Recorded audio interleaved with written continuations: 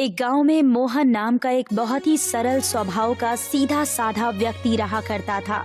मोहन के माता पिता का बचपन में ही देहांत हो चुका था। माता पिता के देहांत के बाद मोहन अब ना के बराबर लोगों से बातचीत किया करता था। उसके अंदर आए इस परिवर्तन को गांव के सभी लोग महसूस कर रहे थे। एक दिन की बात है, मोहन अपने कपड़ों की गठरी बांधे हुए गांव की सीमा से बाहर जा रहा था कि तभी गांव का मुखिया मोहन को जाते हुए देखकर उससे बोला, क्या बात है मोहन, ये गठरी लेकर कहाँ जा रहे हो? मुखिया जी, अब मेरे घर में मन नहीं लगता। ऐसा क्यों भाई? तुम्हारे घर में तुम्हारी बचपन की यादें बसी हुई हैं। मत भूलो कि इस घर से तुम्हारे माता पिता की भी यादें जुड़ी हुई हैं, जो अब इस संसार में नहीं है। मुखिया जी, इस संसार में तो हर किसी को एक न एक दिन जाना ही है, तो भला उन यादों का क्या मोल? कहने की 100 बातें हैं मोहन, लेकिन सच तो ये है कि तुम बातें बहुत बड़ी बड़ी करते हो। जब इंसान इस संसार को दूसरी दृष्टि से देखना शुरू कर देता है तो वो अक्सर इसी तरह की बातें करना प्रारंभ कर देता है। लेकिन तुम जा कहाँ रहे हो मोहन? बस मुखिया जी, अब मैं सारे संसार में घूमना चाहता हूँ। मुझे एक जगह बंद कर नहीं रहना। समझ लीजिए कि ये सारा संसार ही आज से मेरा घर है। मेरी शुभकामनाएं तुम्हारे साथ है मोहन, लेकिन अपने गांव कभी न कभी जरूर आना। अगर ईश्वर ने चाहा तो अपने गांव जरूर वापस आऊंगा। इतना कहकर मोहन अपने गांव की सीमा से निकल गया। अपने गांव से बहुत दूर एक जंगल में झोपड़ी बनाकर वो रहने लगा। एक दिन की बात है, मोहन जंगल में लकड़ियां काटने के लिए चला गया, मगर शाम को जब वो वापस अपनी झोपड़ी में आया तो उसकी झोपड़ी बारिश में बह चुकी थी। लगता है अब मुझे यहाँ से भी जाना पड़ेगा। झोपड़ी के टूटने के संकेत शायद यही हैं कि ईश्वर नहीं चाहता कि मैं यहाँ जंगल में रहूं। इतना कहकर मोहन वहाँ से निकल गया और दूसरे गांव में प्रवेश कर गया। मोहन के चेहरे पर तेज देखकर उस गांव का मुखिया मोहन के पास आकर बोला, आपके चेहरे पर तो अनोखा तेज छलक रहा है। आपका नाम क्या है? वैसे तो मेरा नाम मोहन है, लेकिन शायद आप मुझे गलत समझ रहे हैं। मैं आपकी बात का मतलब नहीं समझा। आपने अभी बोला ना कि मेरे चेहरे पर तेज छलक रहा है, लेकिन मैं तो एक साधारण मनुष्य हूँ। हमारे गांव में अतिथियों का बहुत सम्मान करने की परंपरा है। आप हमारे गांव के अतिथि हुए। आज से आप मेरे ही घर पर रहेंगे। नहीं, ये सारा संसार ही मेरा घर है, इसीलिए मैं आपके घर में नहीं रह सकता। ठीक है, कम से कम आप एक रात तो मेरे घर पर रुक ही सकते हैं ना। हमें अपने अतिथि का सम्मान करने का मौका दीजिए। अगर आप इतनी जिद कर रहे हैं तो फिर ठीक है, चलिए। मुखिया मोहन को अपने घर पर ले गया और उसने मोहन की बहुत खातिरदारी की। जाते वक्त मुखिया ने मोहन को बहुत सारे लड्डू देकर विदा दिया। रास्ते में अगर आपको भूख लगे तो ये लड्डू खा लीजिएगा। आपका बहुत बहुत धन्यवाद मुखिया जी। इतना कहकर मोहन वहाँ से चला गया। मोहन काफी देर तक पैदल चलता रहा। पैदल चलते हुए मोहन का गुजर दूसरे गांव से हुआ। दूसरे गांव में उसकी नजर एक बूढ़े बुजुर्ग व्यक्ति पर पड़ी, जिसके सिर से खून बह रहा था। क्या हुआ? आपके सिर से ये खून कैसे बह रहा है? आप ठीक तो हैं? तुम कौन हो बेटा?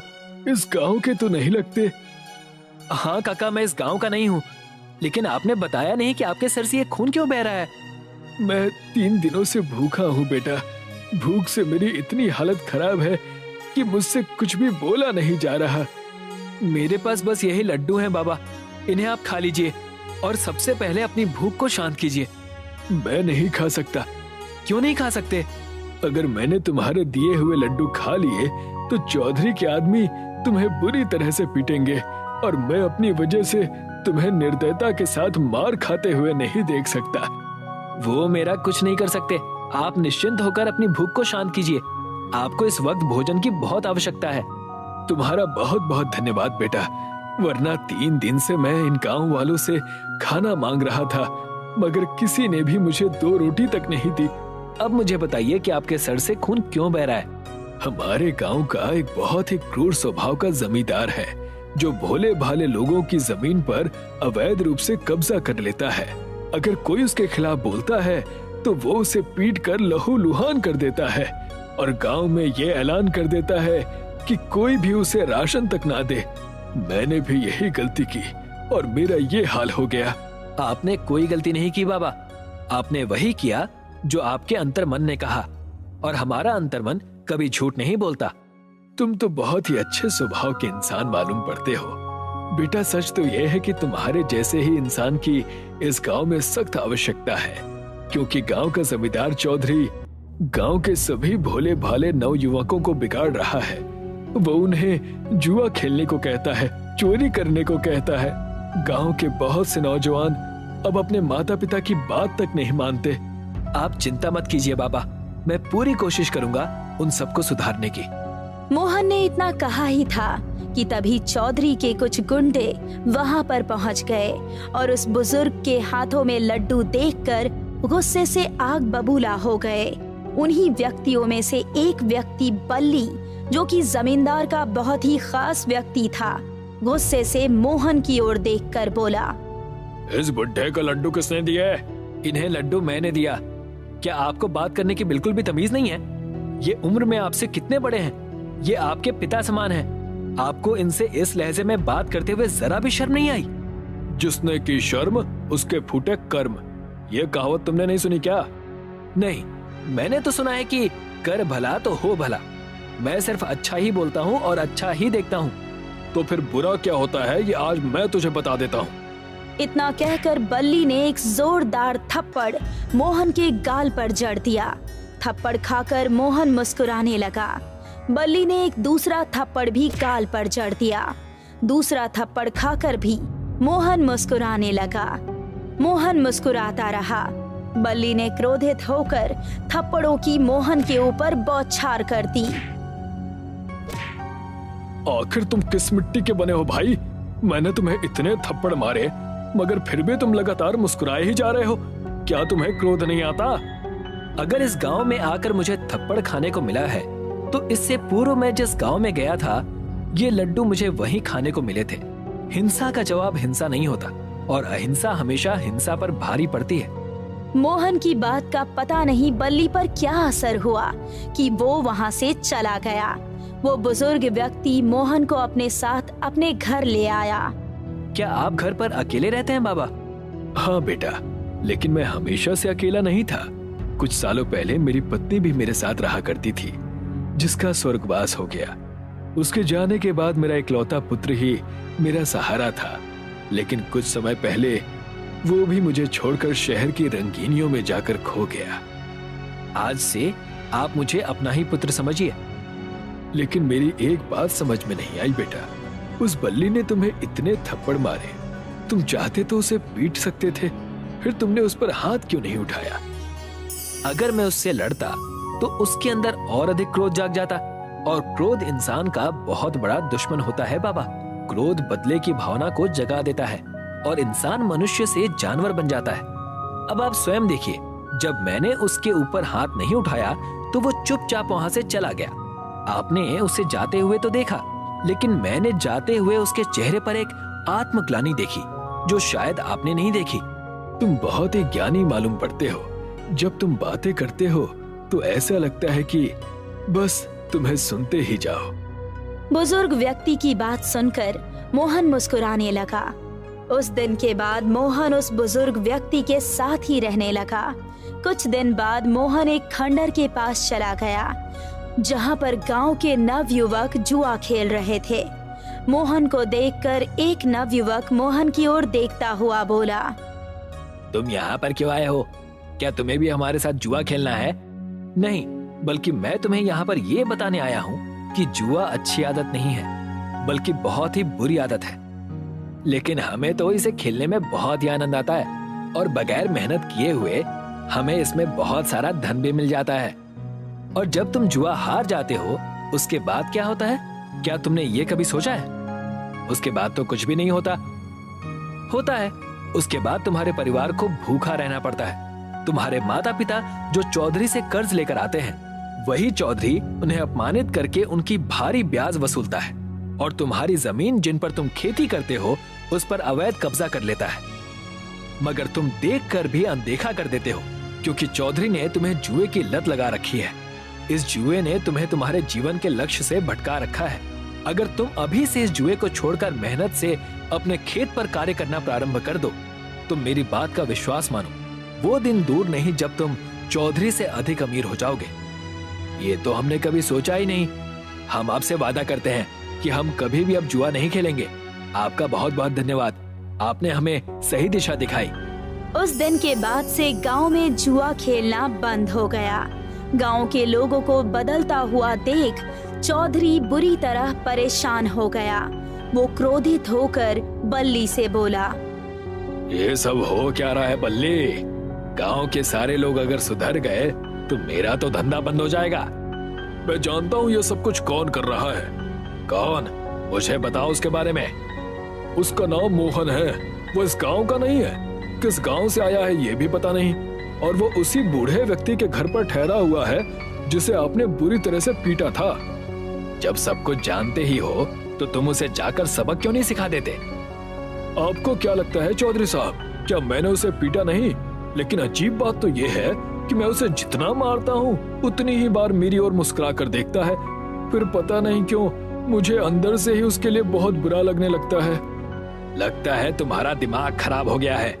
जाओ, जाकर गांव में सभी जगह पर ऐलान कर दो कि अगर गांव के किसी भी व्यक्ति ने उस बूढ़े को या उस मोहन को राशन का एक टुकड़ा भी दिया तो चौधरी उसे मार मार कर उसका बुरा हाल कर देगा। और अपने आदमियों को बोलो कि उसे जाकर परेशान करे। देखना, कुछ ही दिनों में यहाँ से भाग जाएगा। चौधरी की बात सुनकर बल्ली वहाँ से चला गया और उसने ठीक वैसे ही किया जैसा कि चौधरी ने उससे करने के लिए कहा था।